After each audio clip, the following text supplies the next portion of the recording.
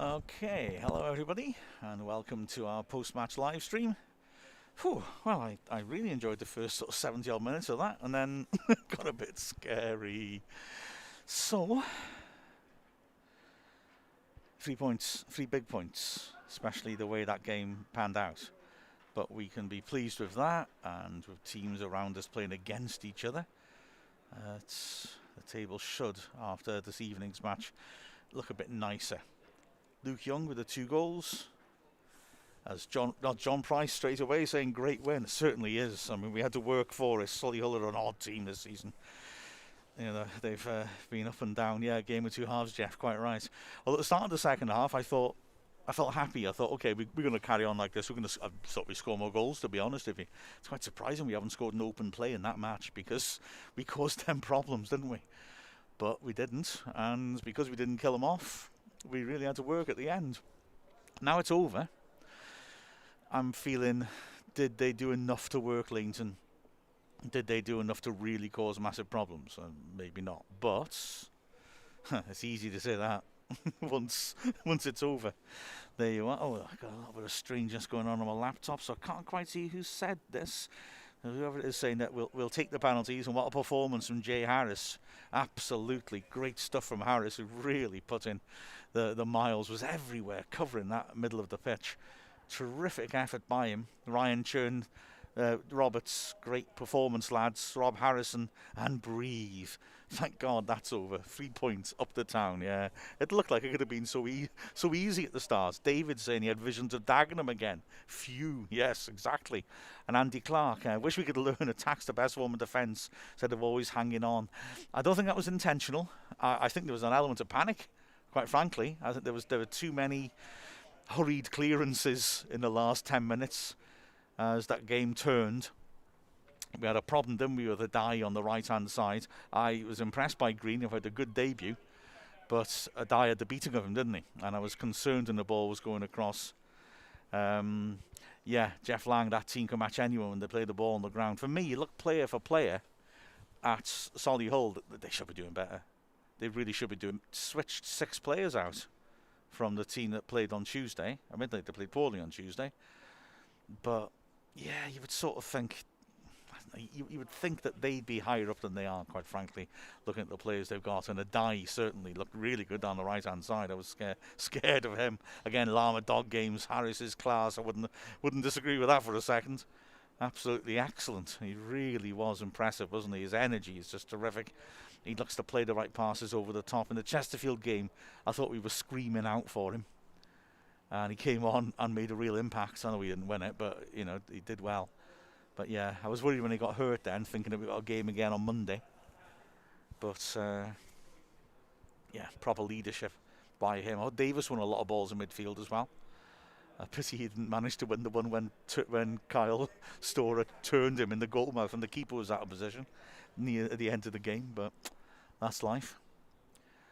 What do you guys think of us up front then? Omotayo scraps away, doesn't he? But it's frustrating we didn't take our chances, really. Frustrating that we didn't get more than, like I say, the 2 penalties.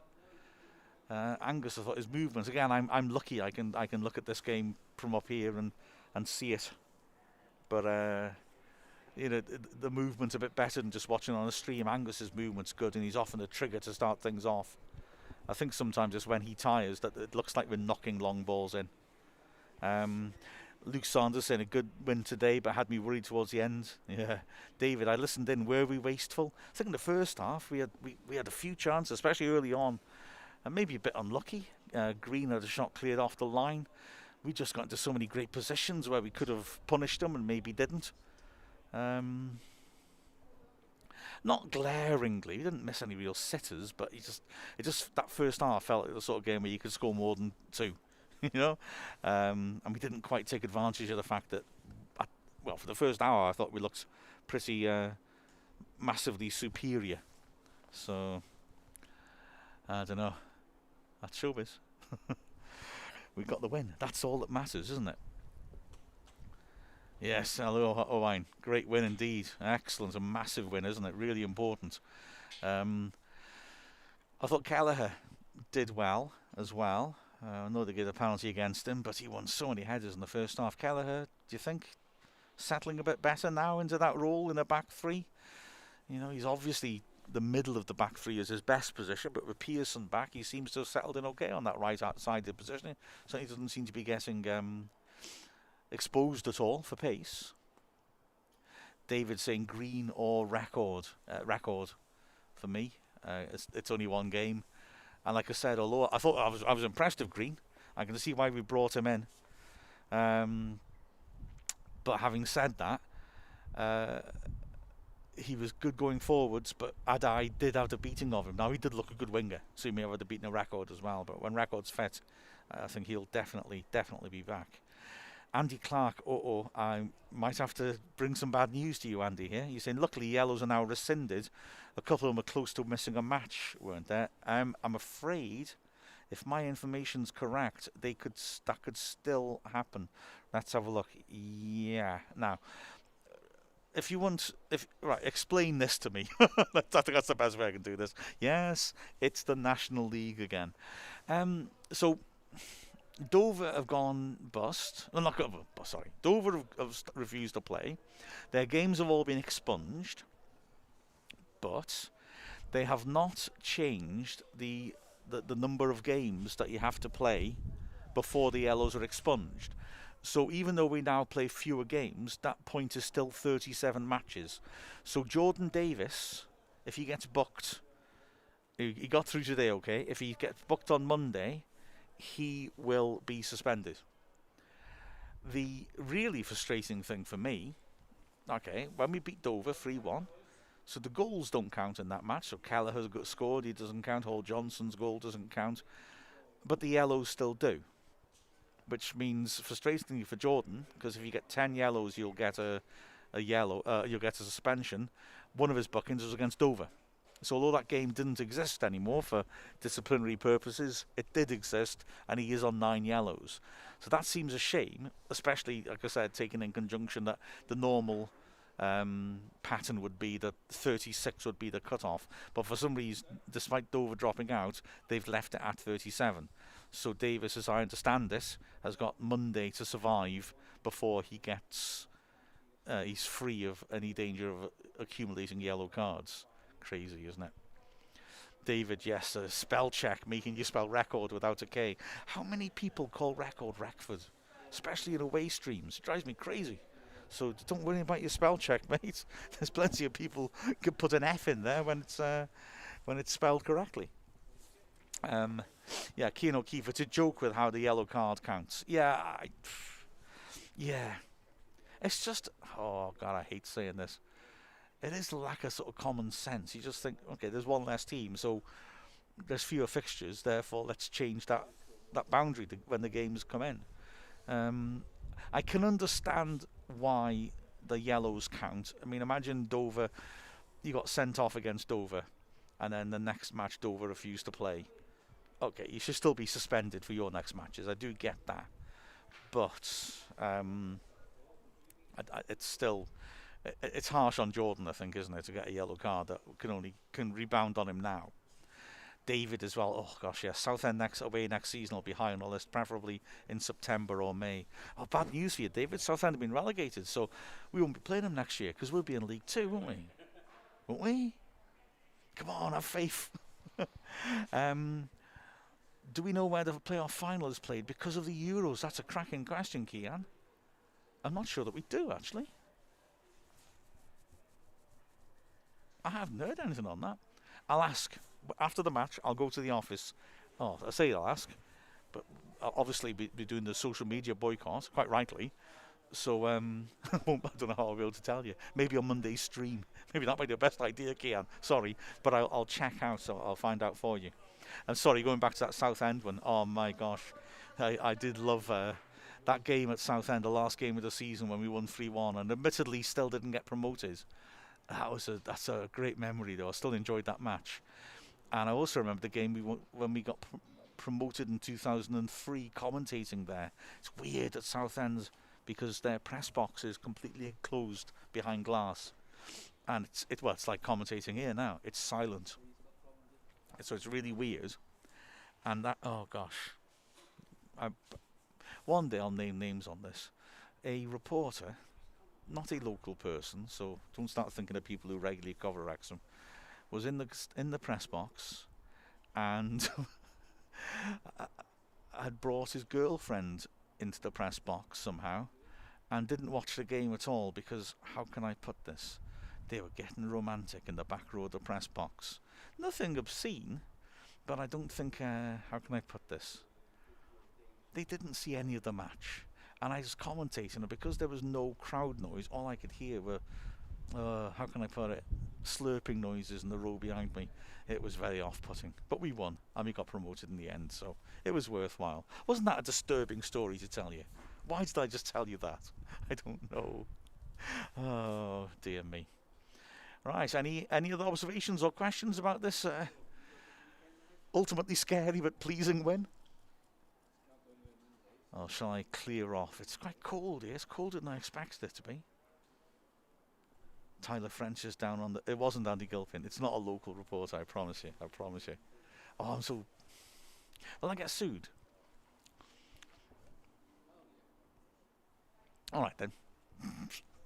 I'll drop hints if you want to go back on your old recordings. Good, a football question there, but I'll get us over quickly. A host of one of those Sunday special things that they had on HTV Wales. So he'd basically turn up, stand on the pitch, say, "Oh, Wrexham played at Southend today," and then that would be it. So he got paid to do that. Like Ian, see you soon, bye-bye. Alan Williams saying, will he play Pearce and Harris on Monday? He's tended to rest players early in the season. That's a good question. I was a bit worried when Harris got that knock. Maybe he didn't take him off because he's thinking we got Rutherford in support. You know, Rutherford, Harris and Young have been really good in midfield, and with an away game. And in away games, I think their energy has been brilliant for bursting forwards and hitting teams on the break. So, maybe the thought was he's taking a knock, Jay, but he's okay, and we'll leave him on for this, and then we'll rest him on Monday, and we'll have that mobile, fast midfield. I'm not knocking Harris, not saying he can't drive breakaways, and he was outstanding today. But, yeah, that formation, that formula, should I say, worked well, I thought, in those last two away games, just getting bodies forward, supporting the strikers. So that could well be a case. Pearson, 2 games in 3 days. Has he got it in him? Great question. We do have good cover. We've got French, who's doing quite an involved sort of bleep test. He's just finished it now. I was on the pitch. So, yeah, I could show you, couldn't I? Yeah, French is just walking off now, but he's been doing a sort of look quite intense little warm down. So whether that's just making sure he's okay for Monday. Also, Solihull got a couple of sunbathing players in the corner of the pitch. So yes, that may well be the case. French could come in, couldn't he? Is Record going to be fit? Good questions. Exactly. I don't think there'll be a huge reshuffle, quite frankly. Now, Llama Dog games. Which strikers am I keeping on next season? Right, okay. Assuming that we're in this division, which I don't think is a foregone conclusion by any stretch of imagination, and assuming that we will be looking to shop at the top table in terms of National League teams, Thomas, definitely keep. I know he's going to be hurt, but we have the potential to keep him on because we've now got a decent budget, and there's no need to rush him. Ponticelli's got another year left of his contract. I see no reason to move him on. I know it's not quite worked for him this season. However, he's, I think, a player with a lot of potential, and I was very excited when we signed him, and his injuries in pre-season caused a problem. And then the rest will depend, I think, on who we can bring in, or what quality Keats is confident we can bring in. I think Angus has done well. I think he'll score goals for us. But I don't know. I think there's I'd assume Angus would stay as well, and then Asar Amatayo, he's a good target man. You never know, but we could shop. Well, I think players in the position of Amatayo, Marsh, Brown, Sang are out there they've got to try and impress. They've got to try and show Keats what they've got. Bickerstaff would stay as a backup anyway, I'm sure. Okay, Keown O'Keefe. Bit surprised Rutherford didn't start. Yes, I was as well. But then, right, let me put it this way. Yes, I felt very sorry for Rutherford, but I think, did I think Harris would come back in? Yeah, I think I did expect that. So either Young, Davis or Rutherford would have missed out. Which ones misses out? I'd be surprised if any of them didn't start. So I think 4 players we expected to start, one wasn't going to. So I was surprised, but I think it had to be that way, I guess. Owen Roberts said, hopefully we can get in the stadium for the playoffs. Oh, wouldn't that be wonderful? Wouldn't that be fantastic? Of course, we have another slight issue there, which is that we are under the jurisdiction of the Welsh Government, so we could have a situation that we had early in the season where the National League, in conjunction with the English Government, says yes, fans are allowed back in the end of the season, but the Welsh Government says fans aren't allowed into Welsh ground, so it might be that we can't do that. We'll just have to wait and see, won't we? Dan the Man said, I thought YouTube was technically social media, as you have comments. I take your point, and I made sure I knew my stuff here, but this boycott that's happening at the moment doesn't include YouTube, and that's what the whole boycott is, as agreed. So yes, I take your point. I mean, we're communicating here, aren't we? But yes, it's a boycott of the more sort of direct communication, social media, Facebook, Twitter, Instagram, that sort of thing, which is actually happening. So just to explain why, I did make sure I was allowed to do this, and I am. Also, it means the highlights can go up as normal. Yeah. Lama Dog Days, how many goals has Young got? 9 now, the most ever in his career. Going into this game, he was equalled his best ever season. 2014-15 for Torquay, he scored 7. He had 7, obviously, at the start of the game. Now he's on 9. One more, and he gets to be the first player for Wrexham since Chris Holroyd to get into double figures for a season. Oh, what a relief that would be. That's a stat I'm not enjoying much. I've got to be honest. Keown O'Keefe, how come I can go and watch my son play footy, but I can't go and watch Wrexham play? Well, yeah, quite. I suppose the answer, although I have every sympathy for your argument, is that we're talking about bigger numbers coming to the ground, which will need more control of it. I mean, I'm a teacher, so I'm aware of the fact that, depending on how you look at it, either kids are less likely to contract COVID, or kids have been allowed to be sort of just thrown back into society. Take that however you will, I don't know. So the kids are allowed to play against each other. I suppose you're completely outdoors watching it, which can make a difference. I know this is outdoors, but you're completely not under... I don't know, that doesn't make much difference, does it? But I guess just the fact that there's more people going to be here than dotted around the pitch where it's easy to socially distance, I guess. Although I would argue on the other side that I think this sort of thing would be much more closely monitored. You can have the cameras and everything to make sure people are socially distancing. I would also, though, I mean, was it... Oh, gosh, I hope I'm not wrong here. Weymouth, wasn't it? Wasn't there an issue with Weymouth? It was. When we played there, because they got 2 home games, but they reduced their capacity when we played them, because ours was the second home game, I mean with fans in, because their fans just ignored social distancing and all stood together.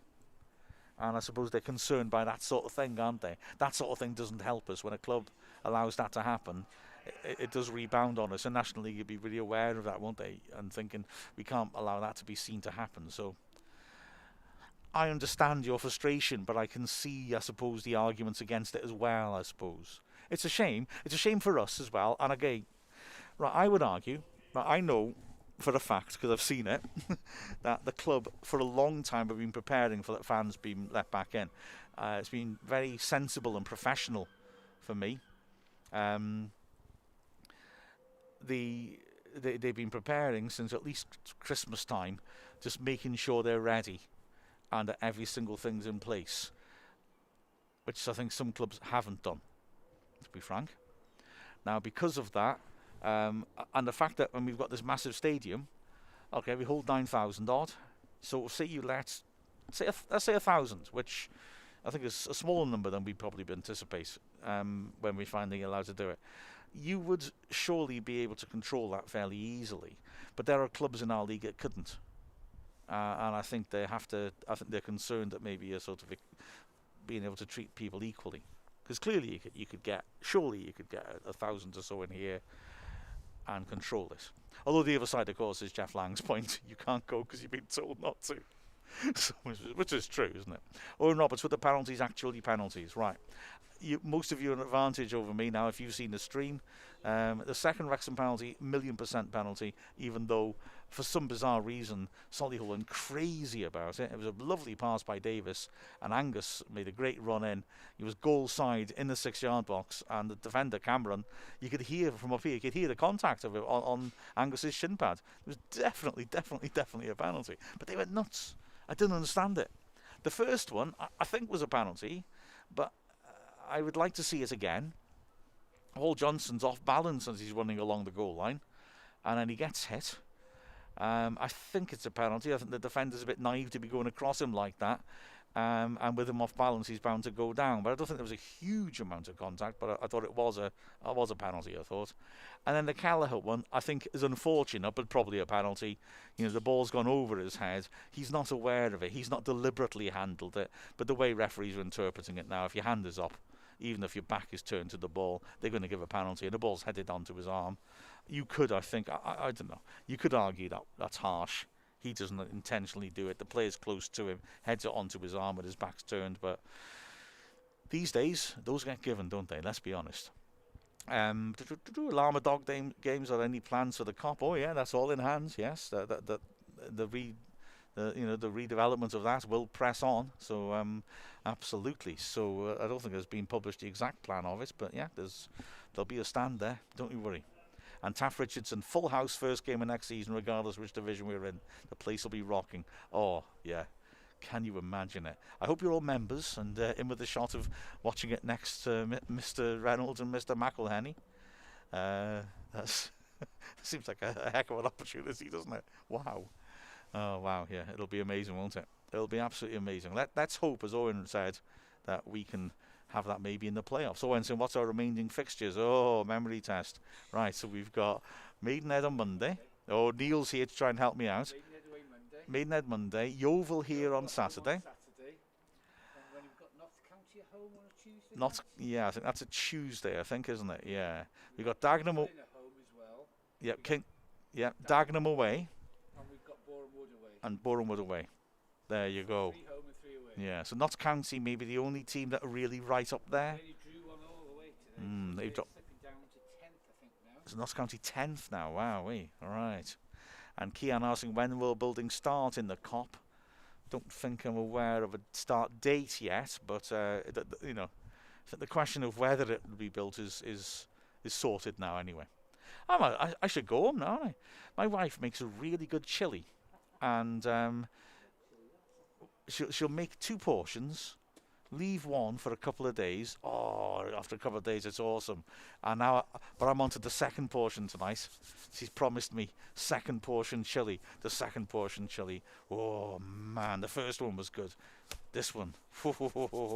So I think I better go. Also, it's colder than it looks up here, and I can't feel my nose. So I think I'm actually medically in need of a chili as well, to be honest with you. So glad we won. Good stuff. Thank you, Kian. See you, and I'll see you all soon. I'll be doing the commentary on Monday from my front room, because Maidenhead are not being terribly helpful. But yes. Dan the man. Sorry, of comments coming in. You should have a free code of the stream to commentate clearly as Spy Sport. I've slightly mixed up. I don't know. Yes, I don't get a free code, sadly. Clubs don't tend to help themselves much like that. Bye, Owen. And Jeff as well. Nice one. Thanks for the time. Always a pleasure. And you're right, the second one always the best. And Dan as well. See you. So see you guys. I'll clear off now and enjoy my chili and our nice warm feeling of 3 points.